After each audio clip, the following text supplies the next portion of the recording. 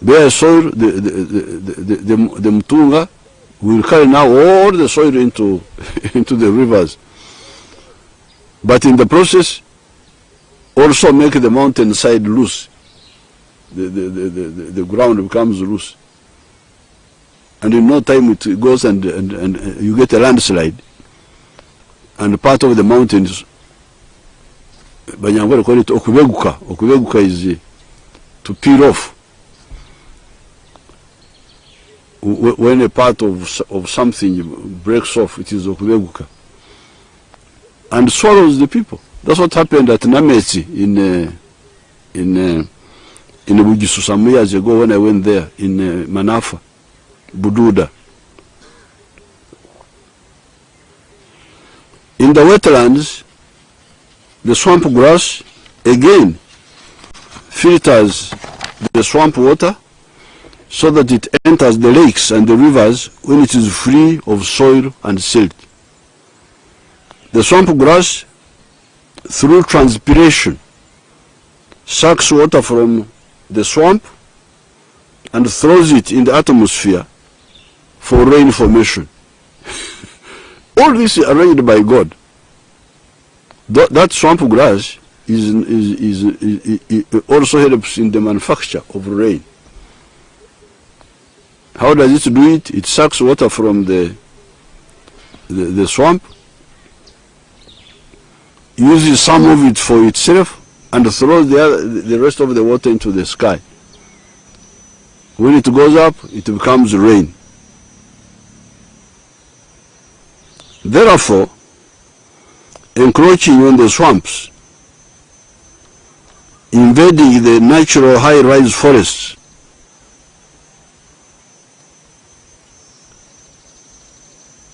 like for instance here in the Ankole area, the Imaramagambo forest. This is an ancient forest, Imaramagambo. When you go there, you don't have any words. It's so big that you are speechless. That's what it means. There used to be a forest in which was part of Ankole, but which was put in Tanzania by the colonial borders. It is called Mzeirotakwa. In the olden days when there were fights among the tribes, if you took refuge in that forest, nobody would get you. So Mzeirotakwa, the parent who cannot give you up. Once you go there, nobody can see you. It is in Tanzania. Mzeirotakwa. These are the forests which people are invading. These who are invading forests will get problem from our ancestors' spirits.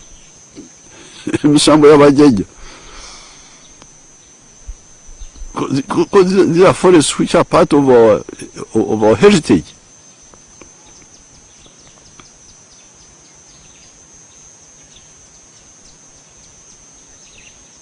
Or settling in the mountains whose gradient is more than 32% degrees. Because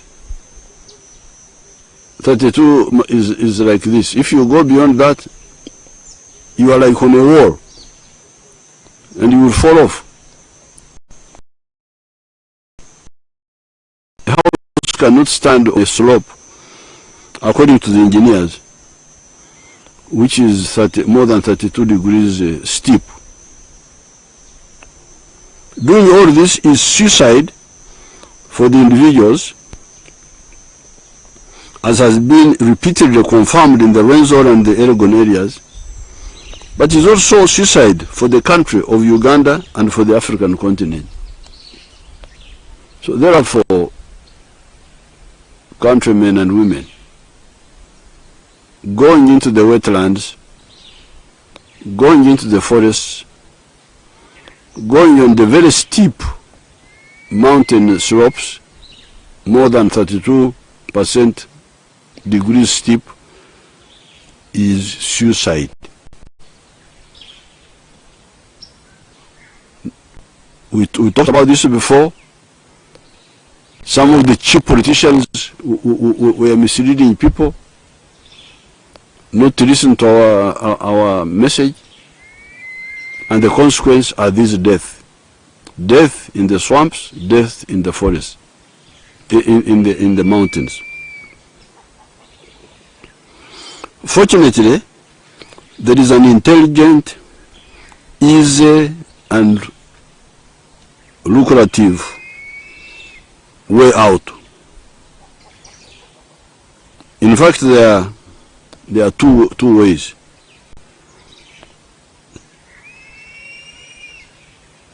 These are fish farming on the edges of the swamp. We make fish ponds, not in the swamp, but in the edges of the swamp. The edge of the swamp is called Omuiga in Nyankwere. So Emiga is plural. And once the water is restored in the swamp, then we use it to irrigate the nearby non-swamp land. So, we've got everything. First you restore the wetland,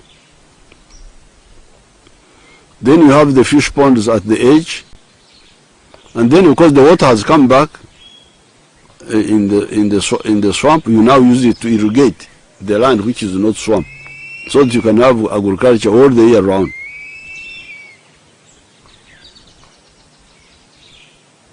We have already tried this in the remote restored wetland, where we have created 5 fish ponds in one acre at the edge of the swamp, from which the members are now earning shillings 120 million per year. Yet previously, these same people had encroached on 100 acres of the swampland for rice, from which they were earning only 7 million shillings a year. What futile and dangerous exercise is this? Anybody who has got doubts, you go and see Limoto. Limoto is between Parisa and Budaka. We used part of the US dollars 24 million the Honorable Sam Kutesa got for us while he was in the UN. Only US dollars 4 million has so far been used in the East and the Kabale area. I have appealed to the environmental friendly people the world over to build up this fund to US dollars 200 million, so that we, in a friendly way and profitable way, restore all the wetlands and the dangerously steep mountain slopes.